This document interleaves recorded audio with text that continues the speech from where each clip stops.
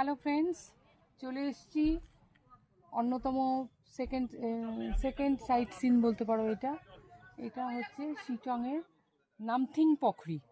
ওদের এটা একটা হোলি পোখরি মানে এরা পোখরিটাকে ওদের ভাষায় আমরা যেটাকে লেক বলি বা জলাশয় বলি, ওরা বলে পোখরি। এই পোখরিতে কিন্তু এত জল মোটেই থাকে না, সারা বছরই ড্রাই থাকে, সিজনেও ড্রাই থাকে, অফ সিজনেও।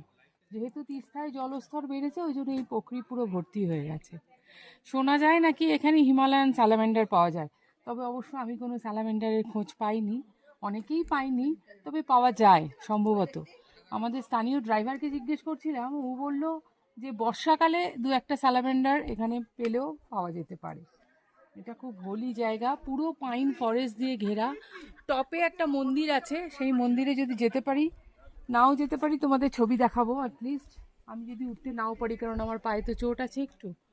তো এই পোখরিটা দেখো, এটা স্যাক্রেড লেকস একটা ওদের, জানি না কি ভগবান, কিন্তু সে তার উদ্দেশ্যে আমার প্রণাম। এত সুন্দর একটা পাহাড়ের মাঝখানে পাইন গাছ ঘেরা একটা সুন্দর লেক। অ্যাম্বিয়েন্সটা দেখো, একটু গা ছমছমে, একটু অন্ধকার, একটু নিরিবিলি, পিন ড্রপ সাইলেন্ট। এখানে কিছু ট্যুরিস্ট এসছে, আমাদের মতো বাঙালি ট্যুরিস্ট, তার জন্যই গলার আওয়াজটা পাচ্ছ, আদারওয়াইজ এখানে কোনো সাউন্ড নেই, সাউন্ডলেস জায়গা যাকে বলা যায়। বাই বাই, ওপরে গেলে আবার তোমাদের দেখাবো।